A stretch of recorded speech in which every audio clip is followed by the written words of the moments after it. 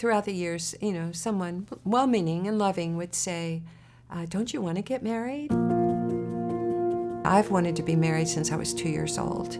I mean, I wanted to be just like my mom. I wanted to have a family, a yard, kids, get married, live in the same town my whole life. And actually, that's the life my sister has. So over the years, all the way through, of course, I felt that. I felt the aloneness of being single and watching my friends marry. And I remember saying, Lord, why it just feels so hard. Why is this?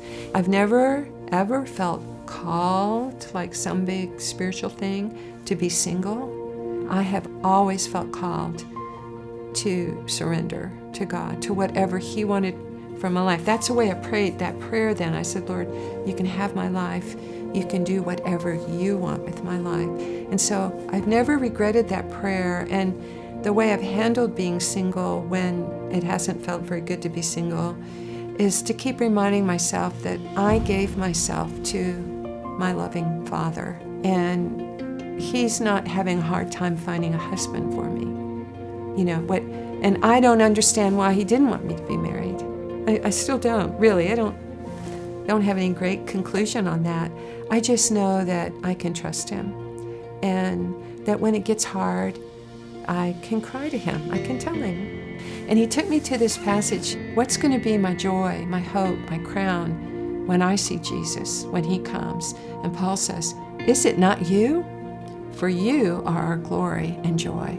And so my desire is, even if I never understand why I didn't get to be married, why I didn't get to have kids, that I will always say, but the Lord gave me so much, and He did.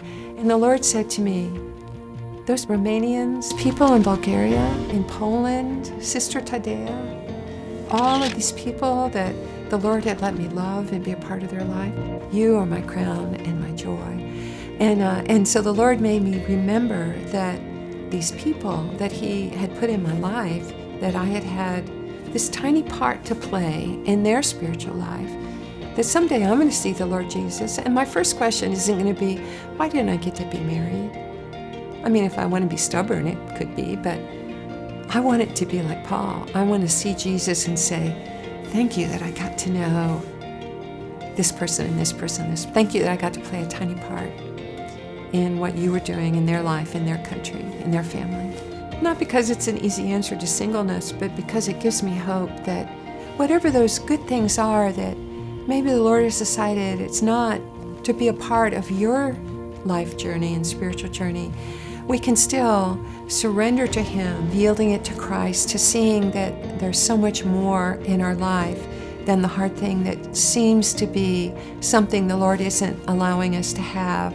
That's a good thing, because it's a good thing to be married, it's a good thing to have kids, but He's always worthy of our trust. He's always worthy of our brokenness, of our things we think, sometimes we beat ourselves up. We think, I ought to be able to trust God with this, but I can't. It just seems so hard.